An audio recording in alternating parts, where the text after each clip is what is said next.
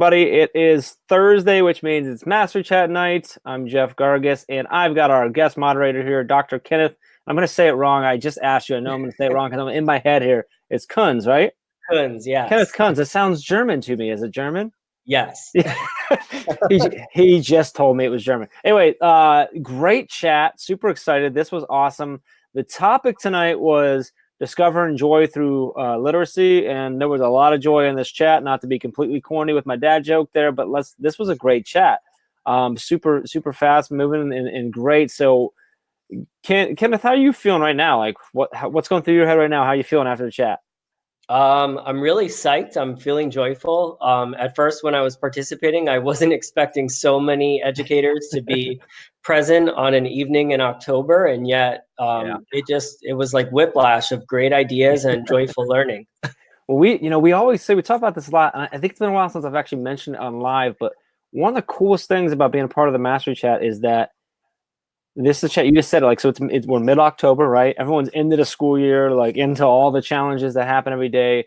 Everyone was at school today, going through the 5 million things you face every day, the changes, the challenges, the kids, the whatever, and yet all these educators still set aside time, an hour, probably a little bit more in most cases, to either sit down and participate, or did it while they were at a kid's sporting event, or maybe work in a school from event. the baseball field. Yeah, all over, right? And then they're in this. Some based on time zones were just getting out of school and jump right into this. We have some that are in around the world that jump in as they're on their way to school, or are they in there. So it's so awesome to see that, the dedication of these educators who get in here every Thursday night with us, and all the other chats that they participated in, because there's a million of them that are amazing. So super cool. It's really great to see that. It's one of my favorite things to see is just that dedication, how awesome the community that we have is. So super excited about that. So I wanted to go through. So let me ask you this first. So Sure. the topic, discovering joy through literacy. When you came up with that topic and started putting the questions together, what was it that made you? Why did you say, okay, this is what I want to have this chat about. This is what I want to engage with other people about. Where'd that come from? I mean, you can give us a little bit of a backstory of what you do as a teacher and stuff. Maybe that's into it, but where did that come from? What was in your head? Sure. So I started my 15th year in education this September, and my colleagues and I have done a lot of research around what makes for a comprehensive literacy day. And so we know what best practice is and what the research says regarding literacy instruction. And we have standards that drive our work in terms of the what, but then it's the teacher who has the art of delivering the how. And one of the things that we've noticed is that no matter how many countless schools we visit, it has a lot to do with the literacy culture as being joyful, and teachers excited about learning and students excited about coming to school. And I thought, what better venue to discuss this than this chat, especially being that so many teachers bring that joy to the classroom in September. But then I think the true art is carrying that excitement throughout the school year. Yeah, that's sorry. I was double checking, making sure things were coming out all right through my phone there. So I'm looking down. Sorry about that.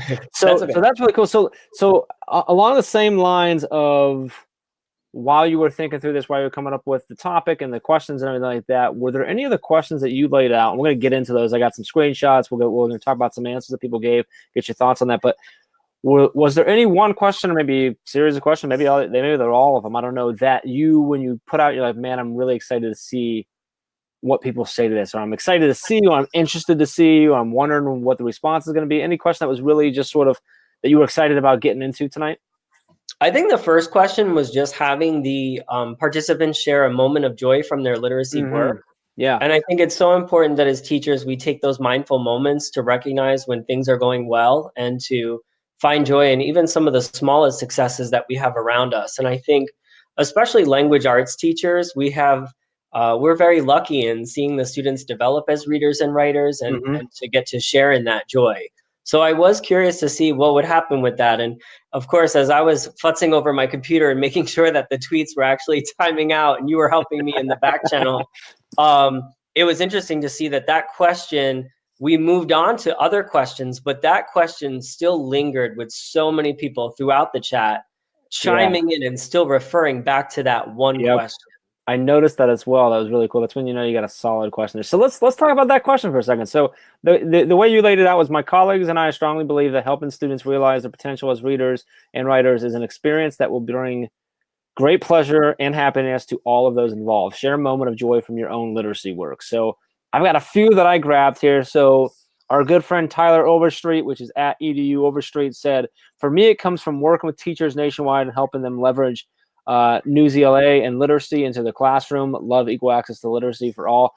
Tyler recently took a spot helping out with News ELA and working with them. Is that something that you've utilized in your classroom? I'm definitely a Newsella lover. Yes. Okay, good. Love Newzella. That's good. Janelle McLaughlin, who's awesome, she said the best moment is when students discover that they are writers. The amazement in their eyes at their accomplishment, and she just ...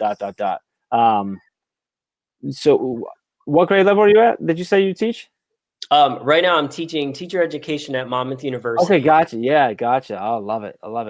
So then let's talk about. All right. So Ben Heyman said, says teaching kids how. So his job is teaching information literacy, teaching kids how to search, how to find information, how to determine if sources are credible, etc., which is super important.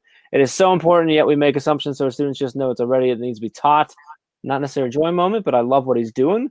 Dr. Rachel Layla or Leah. Lala, she's a Jersey Lala? girl. Yeah, Jersey girl. All right, listen. She said, listening to my pilot RW, is that reading and writing teachers, share their positive experience with building strong bonds with students through conferring was definitely a highlight for me. So she obviously works with a lot of different teachers. My greatest joy in literacy is helping train brand new teachers in Dallas ISD. Mm. That was Aaron Defern. Jay Hamilton said, the greatest is when a child learns to read, sight words, phonics, decoding, etc. When you see that aha moment in their eyes as they're reading and they know nothing can stop them from accessing any book. Oh, I love that. That's powerful. And I've seen that as a dad. My son's in second grade, my daughter in kindergarten. So like, I remember when my son really started to catch on, like, you saw that in his eyes where he's like, "Ooh, like I can get into this world now." And now he's obsessed with it. He reads Dogman books and all this stuff, and like, Of it's so course. great. I love at night where he's like, I think he's about to ask for like another story from me, but he's actually asked, "Can I just read my books for a little bit?" And we're like, By myself. Yeah. "Can I That's say great. no to that?" There's nights where we actually have to be like, "Hey, turn off the flashlight, go to bed, buddy." But I can think of a lot worse problems. So Absolutely. super cool. I love that moment. I had a whole bunch like that. So any answers of that one that stuck out to you by any chance? I I think I know I'm one of the asking a lot of answers. you to remember answers through this massive stream that you're dealing with, but Sure. Well, Rachel Lella, Dr. Lella is a huge advocate for students here in the state of New Jersey. She's definitely done a lot of research around comprehension and also advocating on behalf of English learners. So I think that brings a lot of teachers joy in creating inclusive classroom settings. But I also think there was a great balance there with also noticing the foundational skills, those reading foundational skills that students need to have in order to be successful throughout the years. yeah, We have them in our standards in New Jersey and throughout the country, and we have to use them. love it. All right, let's talk about question two. Question two was, when you are building your community of readers at the beginning of the school year, what are some ways that you share your joy and passion for ELA? So Christine over at Floop, which is at Floop EDU, she said, I don't actually teach ELA, but I always start my year off by asking my students what book I should read. Hmm. They recommend amazing books, and I get to ask them about the books as I read throughout the year. That's really cool. I love that. That's Mm. a neat one there. Jenna Moeller, and this one, I don't know if this is the one that started it, but I know there a thread just went crazy about this. But she said doing book tastings, book Mm-hmm. talks, and choice. Students have to be able to read books that are relevant and interesting to them. I know there was, I can't remember who it was, but I know there's a whole bunch going on about book tastings, and I think Sure. there may have been something actually set up between a few teachers. So, Mr. Seagal said in his history class he always walks around with a book in his hand. I try to set the culture that we check back to sources, we read in my room. So that's cool. Like that. Spartan Tucc, I think Nancy is the name, said read alouds and conversation as well and sharing my reading life. Boy, we had a whole bunch going on. So books, they do a book wall. They just a lot of I saw a lot of like sharing with students of what you like to read, what you're reading, Absolutely. I'm trying to look to see if I captured yours. I don't think I got yours until later on. Anything? What do you do? How do you do that every year? Well, I think it's important to first of all share a joy for teaching literacy, whether you're an ELA teacher or in one of the content areas or Yeah.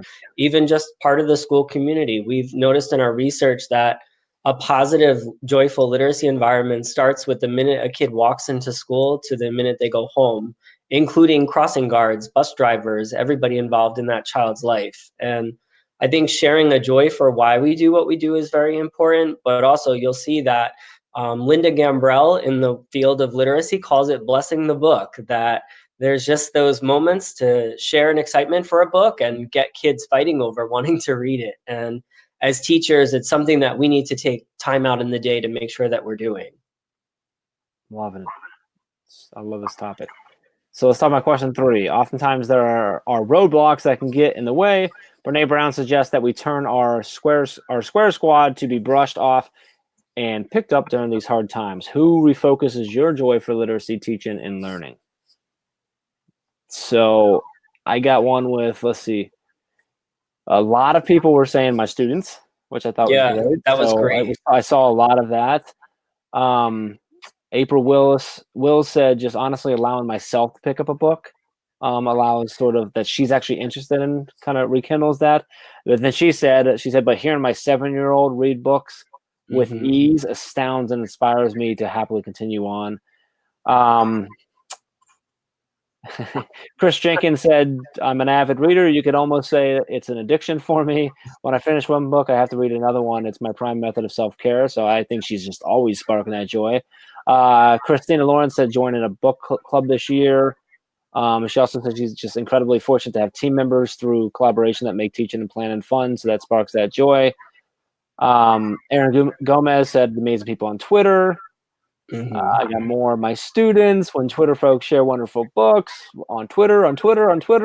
My principal, a lot of stuff. What I'm trying to see. I don't think I captured yours either, did I? Nope. I got you on question 4. And then I saw a lot of the kids. So for you, where do you turn to refocus your joy? Like what kind of brings that back or keeps that in the forefront for you? I think, being part of a community of literacy learners, I've been really lucky to serve on the board of the International Literacy Association. So having colleagues that I can talk to in terms of professional learning has been wonderful. But also Twitter, turning to what I hear among a lot of those answers is that we have folks who are excited about the children in their classroom, their children at home, and also their colleagues who lift them up. And I think having that positive, supportive group of people around you is just wonderful. And even here, I've hosted book clubs at my house, and we have New Jersey literacy board meetings here, and it's just nice to be surrounded by people who care about literacy collectively. Yeah. I mean, it goes in all. I mean, beyond just the joy of literacy, but just in life in general. I mean, surrounding yourself with the right people is just always a good thing to do, and always a great focus to be on. So yeah, I was happy to see that. I was really happy to see the ones talking about the kids and how spark. And I think about my son, how I was talking at the beginning, the same type of thing there. So, excuse me. So question 4 was: have you found a way to shift mindset so that we can use data in more positive ways? If so, what have you tried? I was a little worried about posing that question, but it was great how everyone responded. Okay, I was going to ask. That was a little bit different, but I think it went really well. So Christine said, I've collaborated with other teachers to standardize our rubrics so we can see growth across disciplines. We also all focus on teaching feedback literacy, which is a discipline agnostic skill. You said, I think it's important to use data to paint the whole literacy picture of each child we have in our care. Recently, I visited a school in Newark, New Jersey, where they give 2 stomps and a clap for specific student achievements along the way. My heart filled with joy. That's cool.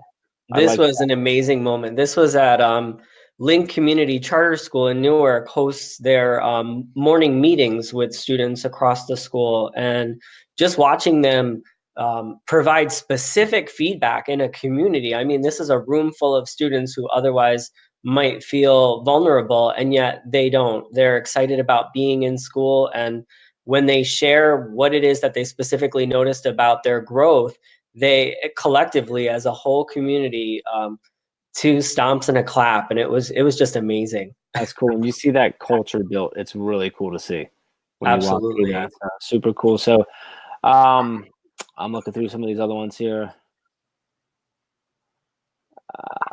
I always try to look at the trends and not individual points. SEL needs to be included as well. Data is not the whole student, but important. Allowing students to use their own data in formative assessment journals. It seemed very common among the people who were participating that they were seeing such value in formative assessment and getting to know students and using that to make to lean in on that data, but then to make changes that would better instruct them throughout the day. And I just thought that was great. There were a lot of people commenting about how they didn't want one form of data as a snapshot, but rather to get to know the entire student. Yeah, that's, you know, can just constantly formatively assess in a variety of different ways allows you to see multiple different types of data points for yourself, and more data points as well, but different forms, and allowing you, like you just said, to really focus on what does this specific student need and how can I do that. So very cool there. So yeah, that was a good one. That went. I think that question was received very well. Yeah. So let's talk about question 5. Relish for a moment in your own ideas about quote unquote dream PD or professional learning. What would it look like when it comes to literacy? I love the one participant who messaged me and said, "How much money do I have?" And I said, "Think big." I didn't even see that. That's Yeah. funny. What did they come back with? Do you remember after you said think big? Did they come back with anything? You know what? I think I had whiplash. I'm gonna have to go back and look at this entire trend or the whole chat. I'm gonna have to go back and look at the entire thread. Yeah, so Becky's saying a lot of students will tell you what they struggle with. They are sometimes the best source of data. That's Absolutely. Yeah. Ask them, listen to them, adjust based on that. That's the great point there. So for question 5, Katie Alvarez at Fresh from the Fourth. Katie's awesome. She's a rock star. She says Dream PD in any literacy topic would look differentiated and/or involve elements of choice. Mm-hmm. Christine said, I would love for every teacher to receive PD and feedback literacy. She's actually working to create that with Floop, the curriculum for that. You said, I think of a setting where teachers don't have to pay other teachers for resources or sit through PD being talked at, but have the time and love for taking advantage of learning through professional organizations, PLNs, and amazing books as resources. I love that. That's really cool. I'm not going to say the name right, Mr. Tarasevich, I think is how he says that. My dream PD for literacy would be how to engage students to become independent readers, a shift towards them wanting to carry a book around with them all day for independent learning. So he's actually asking what he would love to have PD on. So let's throw that. I'm going to throw it at you now. So he's looking for how do you engage students to become independent readers? How do you get them to shift towards wanting, like he put that in all capitals, wanting to carry a book around all the time? Like, how do we do that? What can we do to instill that love for reading where they just want to read all the time? Sure. So we in our research, we have a lot of information, especially from the National Reading Panel report findings from the year 2000 of what matters when it comes to literacy instruction. And yet, one of the missing components that we know is crucial is motivation and engagement. Mm-hmm. And so we're very lucky. There are a lot of validated tools out there for finding out what motivates students and whether they have a positive attitude toward reading or writing or a negative or even indifferent attitude. And I think that we have to really lean on some of those measures to find out what it is that our students are excited about. One of the tools that we use at Monmouth in our literacy course is the Tell Me What You Like survey. So sometimes it's even just doing an interest inventory of finding out what are the students interested in. And if you've got 100% buy-in from your class on a specific topic on that inventory, and then you receive your data and you notice that there's one standard where you're really lacking in terms of students mastering that standard, you go at it with what they love. And so that's kind of the beauty of using those kinds of tools. NCTE even has their whole hashtag build your stack thing. And we've got some teachers in New Jersey who have the students take pictures at the end of the year. I'm thinking of one of my friends from Point Pleasant has her students stack all of the books up and take a picture of all the books that they've read throughout the year. It's very cool. That's very cool. Yeah, I love that. So there you go. There's your answer, straight from the source. So another one was book clubs would be amazing. Boy, I got all kinds of stuff. Literacy across all content areas is my dream. ELA and social studies connections, math and science connections, the ability to connect students with books that reflect who they are and who they want to become, and everyone being on board to do the same. Chris Jenkins said, I love at NER DCamp KS. Wow, is that what it is? Okay, good. Yeah, it's amazing they have meeting authors. And ed camps. Okay, it's nerd. So it must be Nerd Camp KS, so Kansas. So she's just an amazing day of meeting authors and creative lesson planning.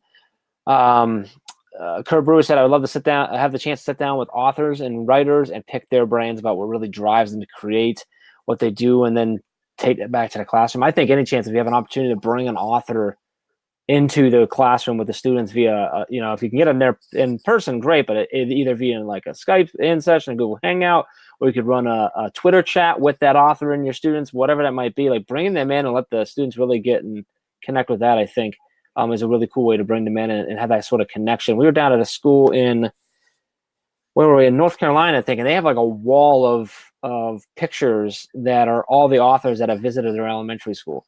Oh, and awesome. They have like plaques for each one, and it's a picture from the visit, and then usually either the cover of or picture of something of the book that is their book that they came down, and then typically they had the author sign it if they did. It's just really cool, and then they have the date, I think.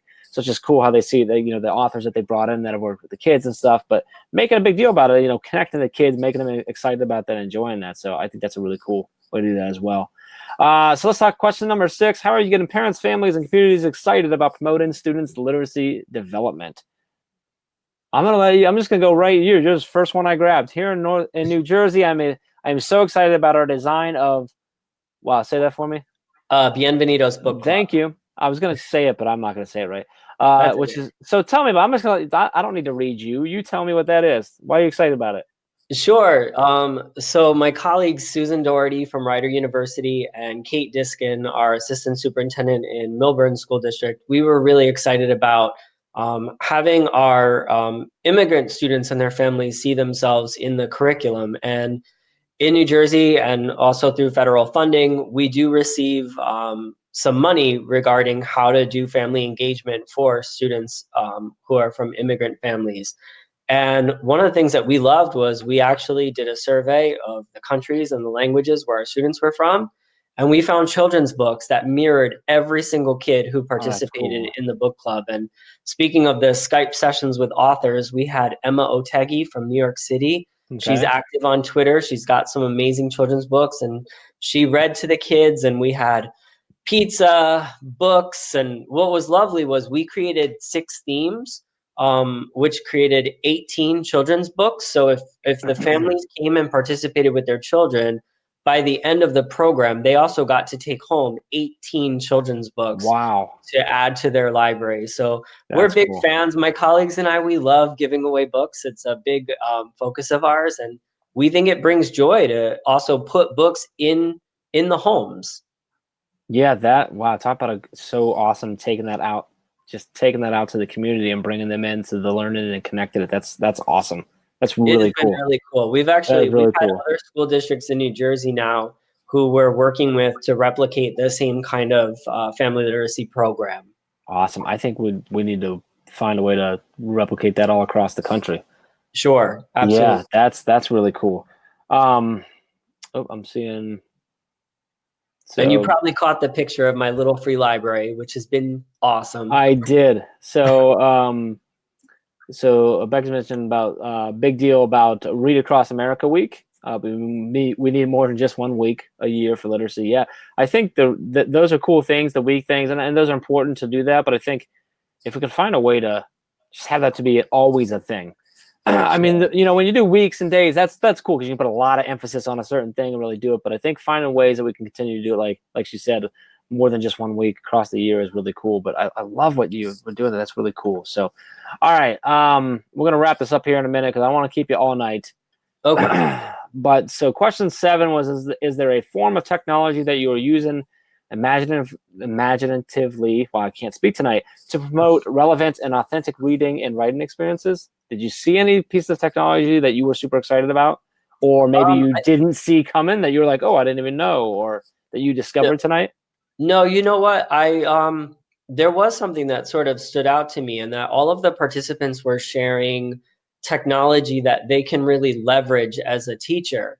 We didn't really see any of the participants, and there were so many in this chat, talking about computerized reading programs that their children are, programmed to sit through. Mm-hmm. We saw teachers talking about resources that they could leverage based on student choice, student interest, and their needs. And I think that's really important, because sometimes, especially as I'm previously a school administrator, when we're given our budgets and we're thinking about ways to spend that money, sometimes we have a push to just buy a computerized program, and yet sometimes putting books in the classrooms and putting books in students' homes and letting the teachers choose what technology they want to work with is really important. So that was awesome, seeing things like Flipgrid, Animoto. We were seeing things related to Google Classroom and Canva, and I mean all the resources that were Newsella, everything that was thrown out there. I thought were just it was awesome I'd almost like, I really do want to go back through this thread and just, first of all, print everything out, and then also create a list too. This is from teachers' voices, and I think teachers' voices really need to be lifted when it comes to this work. Agree. Yeah, I love the fact that that's what we saw too. Things like you said, like Flipgrid, we saw Seesaw, Google Docs, QuickTime for doing videos, because they're using the tools that either maybe they already have access with, that they're really good with, that they know their students engage with, and then embedding that in there rather than just going, like you said, finding that, that computerized program. So really cool. I love that. I thought it was a great question. This was a great chat. I thought it was awesome. I thought it was super well received, and just some really great conversations going on there. One of my favorite parts about Master Chat is the fact that you have all these other little conversations that going on. Tiffany and I always joke that we're in the same chat, but we have completely different experiences because you have all these little offshoots. So it's a lot of fun to go back and find all those things. And when you have lists like questions like that spark list like that, like you can get some serious resources. So great chat. Really, really appreciate you coming on and one, leading us tonight. Great chat. And then coming on and chatting with us and sharing a little more in your insight and your backstory and stuff. So if you're not already following Kenneth, make sure you go follow him on Twitter. You're also on Instagram, correct? Not really. Maybe? Okay. I'm pretty sure I tagged you on a story, so maybe you might have. It's the same picture. It's you, but maybe you're not as active. My friends are trying to get me to use it, but I'm not very good at it. So just follow him on Twitter. It's okay. Just follow him on Twitter. It's good. Is there any other ways in which anyone can connect with you, or that you want them to go check out, or anything like that? Do you have a website or a resource, anything like that? Or on Twitter, I linked to my website, which is www.fortheloveofliteracy.net. But folks can also reach out, through DM on Twitter. Like I said, as a professor of literacy and language arts and working with New Jersey and ILA, this is really my life. So when people reach out and want to talk about resources, I'm pretty literacy nerdy and getting back to them. So I love it. Well, awesome. We will be back here next week, same time, same place for Master Chat, 8 o'clock Eastern time, and then we will be live here afterwards, as we always are, recapping. So Kenneth, thank you so much. Really appreciate it. All of you who participated tonight or are watching right now, commented, we love you. Thank you, and we'll see you next week. Bye.